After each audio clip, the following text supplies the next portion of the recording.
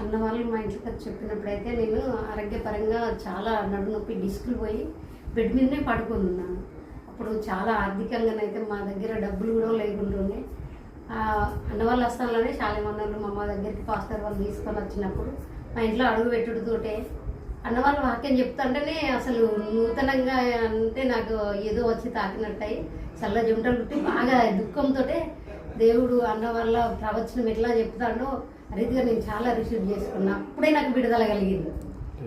ఇంకా అన్న వాళ్ళు వచ్చిపోయినాక వారం రోజులకి నేను పళ్ళ బేరం పెట్టుకున్నా. ఆ బేరం సుధా చాలా వరకు ఒక 5,000 తోటి వేరే అడిగి తీసుకొచ్చుకొని పెట్టుకున్నా. దేవుడు చాలా అభివృద్ధిని ఇచ్చాడు.